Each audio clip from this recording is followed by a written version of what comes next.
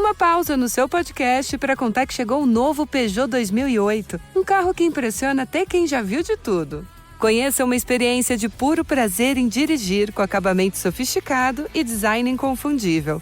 Descubra como conforto e tecnologia podem elevar o nível da sua experiência de direção. Conheça o novo Peugeot 2008 e deixe a inspiração te guiar.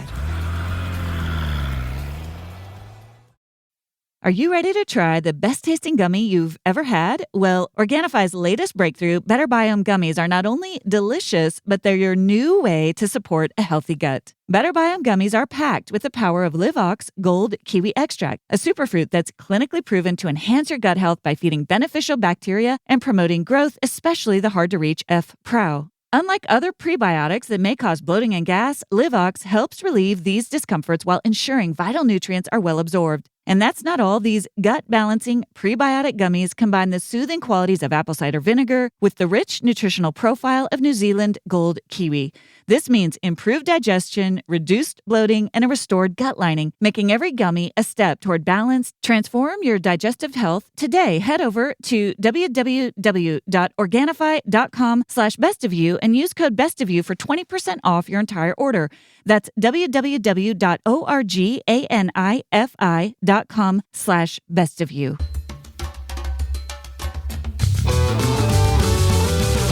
Hey everyone, I'm Dr. Allison, and I'm so glad you're here to discover what brings out the best of you. This podcast is all about breaking free from painful patterns, mending the past, and discovering our true selves in God. I can't wait to get started as we learn together how to become the best version of who we are with God's help. Hey everyone, and welcome back to this week's episode of the Best of You podcast. I'm so glad you're here this week. I have so appreciated the questions you've been leaving in the Best of You question doc. You can find that question doc in today's show notes or at drallisoncook.com/podcast. Just click on today's episode and you'll find that link if you have questions for me. It is so helpful to read through what you're thinking about, what's on your mind, so that I can think about and prayerfully discern how best to serve you with this podcast, where I'm always thinking about how to combine faith-based wisdom and science-backed research from the field of psychology.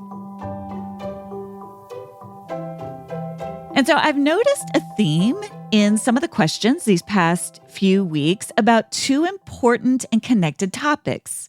The first is numbing, and the second is healthy boundaries. And it got me thinking about how these topics overlap. And so I want to address some of those questions today as we discuss both topics. We all have moments in life when we turn to numbing behaviors. We want to numb the emotions that we're experiencing. But here's the thing about numbing that occurred to me as I was reading through some of your questions. Oftentimes, those painful emotions that we end up trying to numb are evoked as a result of boundaries issues in our relationships. Here's what I mean by that. Whether we're the ones who need to be more assertive with our boundaries in a relationship, whether it's a relationship with your kids, in your marriage, with your friends, whatever the case may be, that tends to evoke uncomfortable emotions inside of us.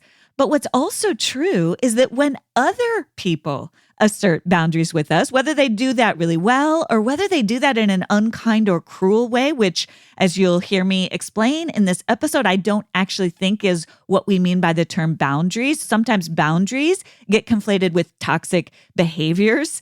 Regardless, when someone else sets a boundary with us, whether it's healthy or whether there's a toxic component to how they do it, that also evokes a lot of complicated feelings inside of us. Relational boundaries really evoke a lot of emotions inside of us, especially if you're someone who's highly sensitive or intuitive about how other people feel. This is why I wrote The Best of You, especially for women who are high in empathy and who are very much in tune with the emotions of other people, because I think it makes boundary setting particularly hard for us. I put myself in that category. Either way, whether it's because we are struggling with maybe feeling hurt by someone else's boundaries, or we're really struggling because we need to say a healthy no, or we need to reduce our capacity or set a limit in a certain relationship or even within an organization, numbing those emotions isn't helpful, but it is often what we do. And so today we're going to explore how to manage the discomfort that comes with other people's boundaries, how to discern between healthy limits and harmful behavior, and finally, how to make wiser choices when we notice those uncomfortable emotions surfacing. So let's start with boundaries, because whether we're setting them or receiving them, boundaries often stir up sometimes painful, always uncomfortable emotions. Laura wrote in, and I thought this was such a great question, Laura. Thank you for taking the time to write. You wrote this: you speak a lot on how to set boundaries with people, but it could be interesting and helpful to learn how to respect boundaries that others have placed on you without being offended. I love this question, Laura. I love the honesty in it. There is so much truth in what you're saying. So often when other people set boundaries with us, we can feel that offense. We might feel hurt. We might feel annoyed. We might feel indignant. How dare they? We might feel rejected. There's so many feelings that can stir up inside of us when someone else says no, states a limit, backs out of something. That can be really uncomfortable for us. So I love that you're highlighting this, Laura. And what I love about it is this: if we want to be people who are setting healthy boundaries with others, we do have to do our own work with those emotions that we feel when other people might set a healthy boundary with us. And this all comes down to learning how to untangle the knots of those uncomfortable emotions. So to answer your question, Laura, I want to turn to the framework that I lay out in I Shouldn't Feel This Way, how to name, frame, and brave those internal reactions to other people's boundaries. But before we get there, it is so important to distinguish between two kinds of boundaries. The first is a healthy boundary. A healthy boundary is a clear, respectful, and yes, sometimes assertive communication of a personal limit. It's about protecting your well-being while maintaining mutual respect in a relationship. So a healthy boundary is inherently respectful. It's rooted in self-awareness, self-respect, and consideration for others. And so a healthy boundary is calm. It might be assertive and confident, but it's not confrontational. It's not trying to make a point. It's not trying to belittle you. It's not about insulting you. It's about calmly stating a need that I have. It focuses on what I need in this situation and what I'm feeling in this situation instead of on blaming or attacking you. So here's an example of a healthy boundary. I need time to myself after work to unwind.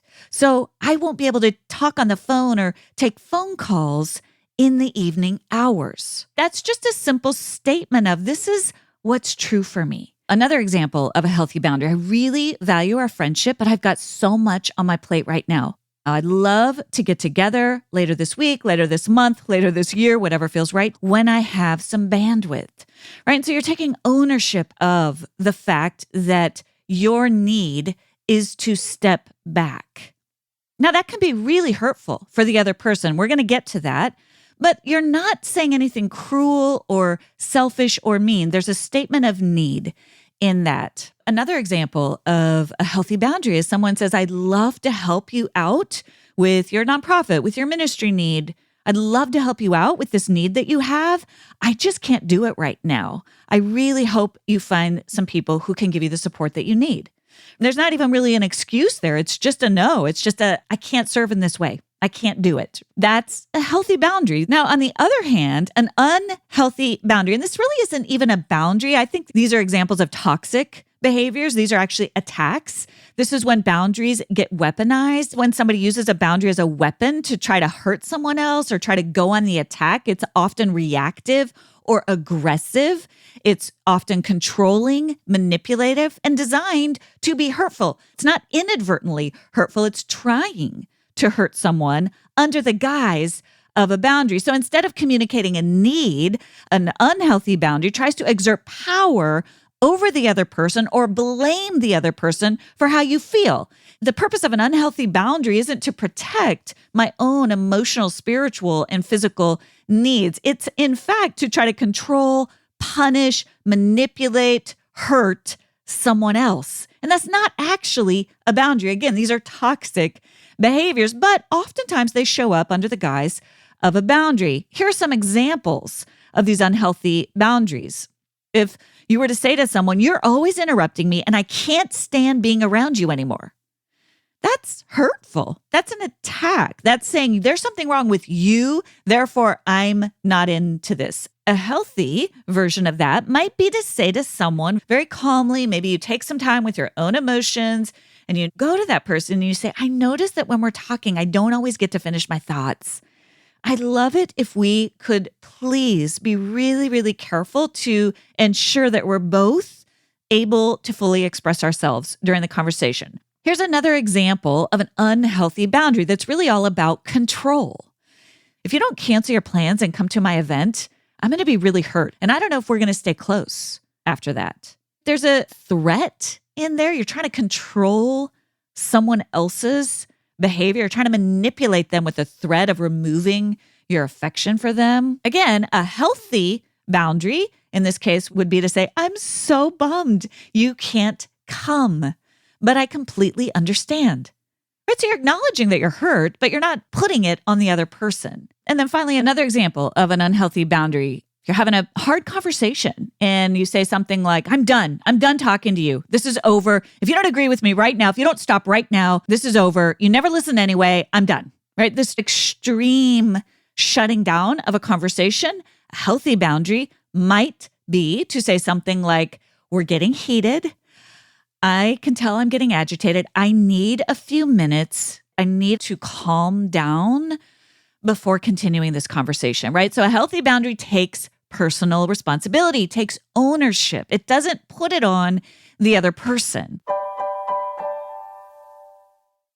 If you're like so many of us, you carry a weight of buried pain. Despite looking put together on the outside, you might feel secretly fractured within, not knowing what to do with your suffering and fearing you'll be hurt again. Maybe you've learned to cope, to numb, and suppress that ache inside, but it doesn't have to be this way. In his new book, Healing What's Within, therapist and professor Chuck DeGroat invites you on a compassionate journey inward to return to the life God created you to live. Chuck is such a wise voice and a trusted advisor, even in my own life. You'll discover how to confront what's keeping you stuck and understand the relationship between your body and your emotions. But most importantly, you'll learn how to experience real rest and renewal as you reconnect with God, others, and yourself. It's never too late to start healing. God's heart is always ready to help you find your way home. Healing What's Within by Chuck DeGroat is now available wherever books are sold. This show is sponsored by BetterHelp. Have you ever felt like you were hiding behind a mask, not fully able to show up as your true self? Maybe it's at work, in social settings, or maybe even in your own family. October might be the season for masks and costumes, but for some of us, wearing a mask can feel like a daily habit.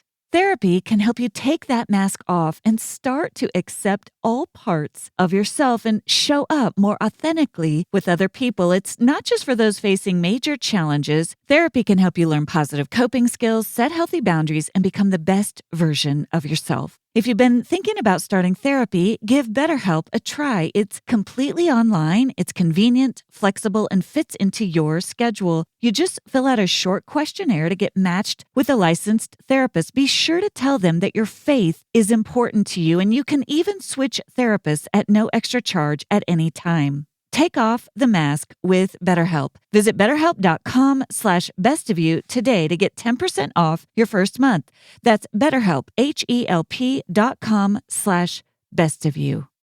As the leaves turn and the air gets crisp, it's time to stay cozy this fall with Cozy Earth. Cozy Earth has transformed my home into a sanctuary of comfort and tranquility. My absolute favorite has to be the bamboo sheet set. These sheets, made from 100% premium viscose from bamboo, are not just incredibly soft, but also breathe so well, ensuring I sleep cool every single night. And speaking of cool, the women's bamboo pajama set is also a game changer. The stretch knit fabric keeps me just the right temperature through the night. It's perfect for those long, restful evenings. And don't get me started on the luxe bath sheets. Stepping out of the shower has never felt more luxurious. Cozy Earth products are not only designed with luxury in mind, but they're built to last. With a 10-year warranty, their commitment to quality and responsible production means you can enjoy unparalleled comfort for years to come. Go to cozyearth.com/bestofyou and use code bestofyou for an exclusive discount for up to 40% off. And if you get a post-purchase survey, say that you heard about Cozy Earth from the Best of You podcast. Wrap yourself in luxury this fall with Cozy Earth. So to answer your question about how to respect other people's boundaries, it does involve some discernment about what you're feeling in response to the boundary that's been set. And so I want to talk you through that very practically using the 3-step process I lay out in I Shouldn't Feel This Way. This is the 3-step process for navigating our own emotions, these emotions that come up, in this case, in response to someone else's boundary. Number 1, the first thing is to name it. What am I feeling? I just got this text. I just got this phone call. I just got this email, and I don't like how I feel. Notice that. Inside your own self first. Name what's hard. Start with yourself. I say over and over again in the book. So we're not going to react to the other person. We're just going to notice, man, I'm feeling offended. That's an okay thing to feel. The fact that you feel offended isn't the problem. It's what you do with that feeling that could become a problem, right? So the fact that you feel offended at someone else's boundary is just something to notice initially. I feel offended. I wonder what that's about. Get curious about it. Maybe you feel angry. I'm really angry. How dare they set this boundary with me when I've been bending over backwards to show up for them? That's another feeling. It's a normal feeling to feel when someone sets a boundary with us. We don't like it. These are feelings we need to notice and name. We don't need to exile them. We don't need to shove them aside. We need to be honest with ourselves and with God about what the boundary stirs up inside of us. Maybe we feel guilt. Oh, I must have done something wrong. That's why they set that boundary. I must be a terrible person. Maybe shame gets stirred up. That often happens when someone else sets a boundary with us. Ooh, there must be something wrong with me. The whole purpose of the name, frame, brave framework is that we don't know yet what those emotions mean, but we do need to honor them. What I feel when someone else sets a boundary with me is shame. I feel like I'm the problem. I feel like I did something wrong. That feeling of being offended, that feeling of anger, these are really common emotions that we feel when other people set boundaries with us. So we're just naming that. We're just getting curious about that. Isn't that interesting? This is what I feel inside. And then we got to move into that second step, the frame it. We've got to frame what actually happened. We have to take some time. We have to create that pause, that place in between to get curious about what really happened. We have to discern what actually happened. If you think about that word offended, when we're offended, we feel like somebody has wronged us. We feel like somebody has disrespected something we stand for or disrespected our personhood. It can feel like somebody has demeaned us, belittled us. It can feel like somebody has rejected us. Again, these are all feelings that we have to discern. Did that actually happen? Maybe that person did do something offensive. And so to feel offended is the correct emotion in that situation. Maybe the person did reject us. And so the fact that we feel rejected actually makes sense, but maybe they didn't. Because so often our emotions are a combination of what's happening in the present moment right in front of us and what's happened to us 10, 20, 30, 40, 50 years ago. All of our past wounds, all the times we've been rejected, hurt, or offended all get intertwined with what's happening in the present moment. So we have to give ourselves a minute as we frame it and ask ourselves, what are the facts? What really happened? What did they actually say? How did they actually say it? What was the tone of it? What do I know to be true about this person's character? Have they been consistently hurting me over time? Is there a pattern here? Or does this feel really out of character? Maybe something else is going on. We have to really think about it. Now, the key question when you're feeling offended is, did they actually do something wrong? And would an objective third party think that they actually did something wrong? And this is where we all need really good friends to help us discern what we feel when someone else sets a boundary with us, when someone else says, no, I can't do that, or somebody else even lets us down in a relationship. We need those really good friends who will say, I get why that hurt. I get why you feel the way you do. And I don't think that person did anything wrong. I think they're just bumping up against their own limitations. And so while it hurts, and I get it, and that's hard, and I'm here for you in that hurt, I don't think you can blame that other person in this. I think they did the best they could. I think they're just genuinely dealing with their own limits. That's a really good friend who can help you discern that. So when we're framing it, we're trying to figure out, did that person actually do something wrong? Or were they just stating a healthy limit? And yes, it hurts. Yes, I feel rejected, but they didn't do anything wrong, right? Let's say you're somebody who's inclined towards shame when someone sets a boundary with you, right? You just feel like, I'm a terrible person. Same kind of principle applies. What are the facts? Did I actually do something wrong? Was I being insensitive to them? Was I interrupting all the time? Did I, in fact, expect more of them than maybe was fair, or maybe more than they promised? Can I face that and go, ooh, that hurts to see that. I wish I hadn't done that. But I'm also not a terrible person. I'm a good friend, and I'm a good spouse. I'm a good parent, and I sometimes make mistakes, right? So we have to reframe that. So if you're someone who's inclined towards shame, you have to really look at the facts. I don't like it that this person had to speak up about this. It induces shame, and it doesn't mean I'm a terrible person. It means I'm human, and maybe I made a mistake, or maybe I had a blind spot there. Oh, that is such an important skill to be able to bring into relationships, to be able to see our own stuff. And we have to be able to sit with the pain of that and simultaneously keep the shame at bay, because shame doesn't help. It doesn't help us go, yeah, I'm sorry. I have been jumping in a lot in our conversations. I need to listen better, right? It doesn't lead us to that healthier conclusion.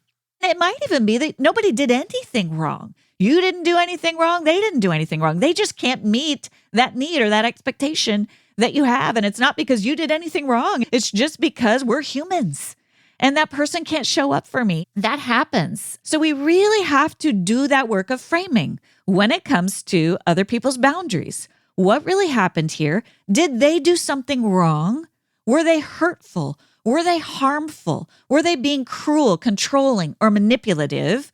Or were they setting a healthy boundary? And I've got to deal with that. I can feel what I feel, but I can't take it out on them. I can't blame them for that. Or we have to ask ourselves, did I do anything wrong? Maybe I didn't do anything wrong. I was just being myself, and that person said no or can't do that thing I want them to do. So I've got to learn how to grow resilience. Sometimes that happens. Sometimes that hurts. But I didn't do anything wrong. They're not doing anything wrong. We're just not lining up or aligning on this particular issue or in this particular situation. It doesn't mean that anything wrong or bad has happened. Sometimes it might mean I did do something wrong, and I actually need to honor and respect the boundary and their limitations, and I need to grow and learn and change. And this gets a little bit into the distinction I make in I shouldn't feel this way about false guilt and true guilt. Did I actually do something wrong, or am I just feeling guilty when in fact I am not to blame? It's such an important distinction if you're somebody who struggles with self-blame and self-shame. Finally, now we get into braving. So now we've owned the emotions that we feel, we've framed them, we've discerned what's really happened, and now we can take the next brave step. If you're feeling offended or hurt, but the other person didn't actually do anything wrong, that's what I like to call clean grief. We can grieve it. We can say, oh, I didn't like it. that hurt. When someone sets a healthy boundary with us, it can cause that temporary emotional discomfort, especially if we're not used to hearing no or if we expected more than that other person can give us.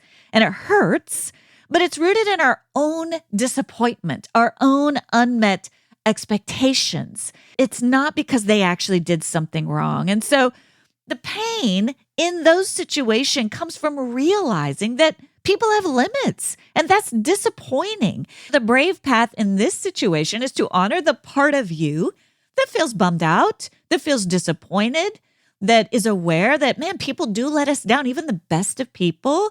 Honor that and also be really clear with the other part of you that's like, and they didn't do anything wrong, and I'm going to respect them. And this is the magic of that two things can be true reframe. We take a deep breath, we open our palms to God, and we say, God, two things are true here. I'm disappointed, and they didn't do anything wrong. And there's this beauty of surrender here. It's a really spiritual practice of surrendering the both and. I'm disappointed, and they didn't do anything wrong. I've got to let this go. Two things can be true. Now, if you're dealing with a situation where the other person was cruel, was manipulative, was trying to control you, you might feel a more complicated set of emotions, including betrayal, anger, or deep emotional pain, which arises because the person's actions or words are intended to belittle, control, or hurt you. They're calling it a boundary, but really they're being cruel. And that cruelty adds a whole layer of toxicity to what you're feeling inside. And so when someone is cruel, it feels personal, it feels intentional, it feels like it was designed to attack your self-worth or dignity. It's not based on mutual respect or healthy communication. So you feel betrayed. And in this case, you might feel offended because there was, in fact, an offense. And so if you're feeling those betrayal emotions, you're going to need to brave a more significant path of talking about it with someone, letting other people into the complexity of those emotions, maybe seeing a therapist, maybe talking to a really good friend so that you can untangle the knots of those emotions. That's going to take more time and attention to heal from when there's actually been a betrayal. So the answer to that question, how do we not feel offended when other people set boundaries with us, sort of begs this larger process of, why am I feeling offended? What actually happened? Did they do something wrong? Or do I need to work with God to release these uncomfortable feelings that are normal, but really aren't reflective of what actually happened? This whole conversation about complicated feelings leads into several questions that I got about numbing. We are so inclined to numb when we get hit with any of these uncomfortable emotions. Our dogs love Sundays. I'm not kidding. One of our dogs was the slowest eater on earth for the first several years of her life. It was painful how long it would take her to eat. The minute we introduced her to Sundays, she just laps it up. She loves it. Sundays is healthy dog food that's easy to store and serve. Most foods are one or the other, but Sundays is both. It's fresh dog food made from a short list of human-grade ingredients that contains 90% meat, 10% superfoods, and 0% synthetic nutrients. But unlike other fresh dog food, it doesn't require refrigeration or preparation. It's air-dried, so you simply pour and serve. It's so easy. Get 40% off your first order of Sundays. Go to sundaysfordogs.com/bestofyou or use code bestofyou at checkout. One of the things that's transformed the way I shop for my family's groceries is Thrive Market. They're not just any grocery delivery service. They are committed to the highest quality standards. And knowing that everything I order has been ethically sourced and meets these strict quality guidelines gives me peace of mind, especially when it comes to what I feed my family. With Thrive Market, I don't have to spend hours searching for my readers in the grocery store aisle trying to scrutinize those tiny labels, because I know their trusted ingredients are always certified organic and they avoid over 1,000 harmful additives found in conventional stores. It's a relief, especially when you're trying to account for dietary needs. And plus, everything we've tried, from the almond butter to the gluten-free pasta and gluten-free pizza, has passed the toughest critics, which is my family.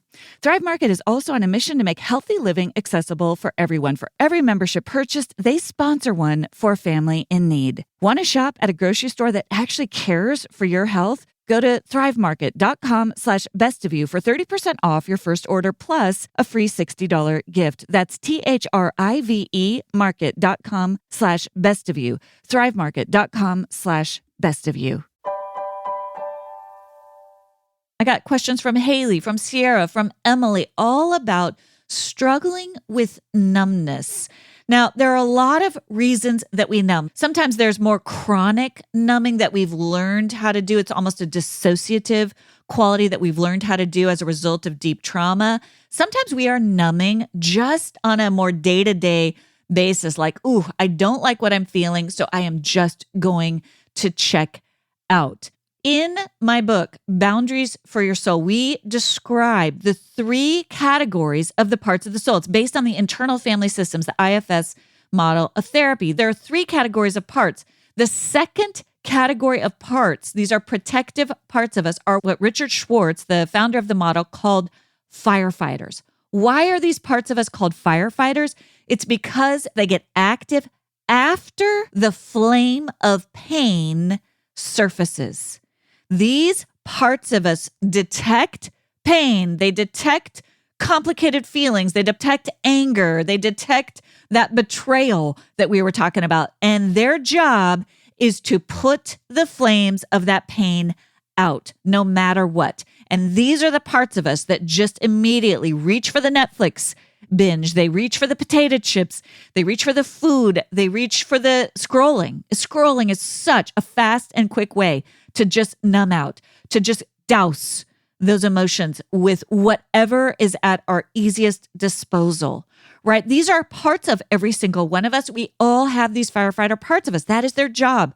They detect pain and they check us out.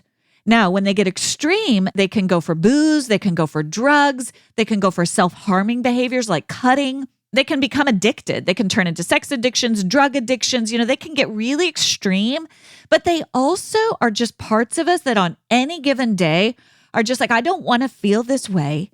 And this bag of potato chips or this binge watching shows for 6 hours tonight after work is just the path I'm going to take. I'm just going to take that path because I do not want to sit here and face the uncomfortable emotions inside of me. Doing the work of facing our uncomfortable emotions can be hard at times. We don't want to do it. And it's real. And so I just want to let you know there is no shame in these numbing parts of us, especially if there's been trauma. These are parts of you that have helped you to survive. They've helped you to survive more pain than you could tolerate. You didn't know how to tolerate this kind of pain, especially as a kid. And so you learned how to drown it out with whatever was at your disposal. That's what these parts of you do. They're survival parts. They're protective. They're protecting you from too much pain. So if you've got a long history of numbing, that's something you want to work through with a trained therapist. And this IFS model can be really helpful in working with these firefighter parts because they're there for a reason. They're trying to protect you from feeling too much pain. Here's the thing about numbing on a more day-to-day level, right? If you notice yourself, man, I'm not wanting to face myself. I'm not wanting to journal. And this is usually what happens with most people is they notice the numbing behaviors first. They don't notice the painful emotions because the numbing behaviors are doing their job. This happens to me. I was just talking about it on last week's episode with Chuck DeGroat, episode 123. We were talking about how we'll go days just kind of checked out. And so I will notice those behaviors before I notice what's underneath them, right? Because the job of those numbing behaviors is to keep us from painful emotions. And so almost always what I will do when I begin to notice myself checking out, scrolling more than usual, binge watching, avoiding myself, essentially not journaling, not wanting to pray, because I just don't want to deal with it. When I notice that, I have to take a deep breath and show myself compassion. I'm checking out because this is hard. I don't want to feel this way. I don't want to wade through the complicated mix of emotions that I'm feeling. I don't want to wade through the fear, the heartache, the sadness, the anger. I don't want to wade through these feelings that this situation has stirred up inside of me. I just start there. That is the lowest hanging fruit of dealing with numbing. It's befriending those numbing parts of us. Isn't that interesting? I just watched Netflix for 4 hours without thinking about it. I wonder what that's about. It starts that simply. Isn't that interesting? I'm eating a lot of sugar right now. I wonder what's going on. That simple act of getting curious, of noticing, brings a little bit of your prefrontal cortex online. It brings another part of your brain online. It's a healthy differentiation. I'm aware that I'm doing this thing. It puts even a paper's width distance between you and the numbing behavior. Oh, this is what's happening. That's naming, right? And naming is the opposite of numbing. Naming is the opposite of numbing. You don't have to get right into the deep hard emotions initially, especially when you're noticing the numbing behaviors. Just name that you're numbing. This is what's happening. That's what I'm doing. God, help me. Help me take a deep breath and bravely face whatever it is that's going on. And then maybe take a next step. I need to start to journal. I don't want to face what I'm feeling. God, I wonder what that's about, right? Start with the lowest hanging fruit. When you start to name numbing behaviors, you give yourself a fighting chance of actually facing the emotions that are underneath them. Now, listen, I go through numbing in depth in chapter 6 of I Shouldn't Feel This Way. But please hear me say right now, in the context of boundaries, either setting them or receiving them, in the context of deep pain that we don't want to feel, numbing parts of us are not your enemies. They're parts of you that are trying to help. And shaming yourself for the numbing never helps. But getting curious about it, naming it gently but honestly, this is what's happening. This is what I'm doing, is a brave step in and of itself. So start with naming, noticing, without shame, without criticism, and slowly you'll start attuning gently to the beautiful intricacies of your mind, of your heart, of your body. As you start to name the numbing and you begin to notice the uncomfortable emotions, you will start to learn what actually brings you comfort or relief, what brings you actual peace or delight. Here's the thing for those of you who have these very skilled numbing parts of you. It's not that we want to rip the Band-Aid off. It's that we want to gently learn how to face the hard emotions while trusting ourselves that we can keep ourselves safe, that we can give ourselves the actual good things that our souls need in partnership with God's Spirit.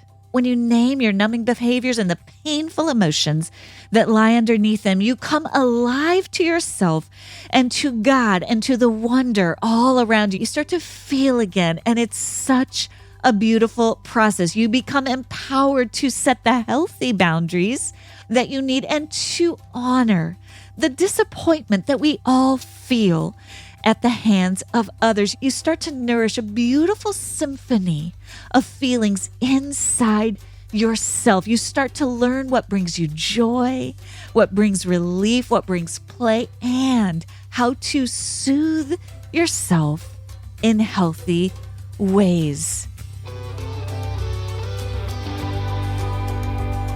Thank you for joining me for this week's episode of The Best of You. It would mean so much if you take a moment to subscribe.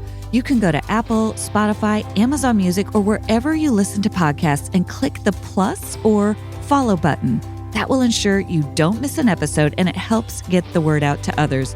While you're there, I'd love it if you leave your 5-star review. I look forward to seeing you back here next Thursday. And remember, as you become the best of who you are, you honor God, you heal others, and you stay true to your God-given self.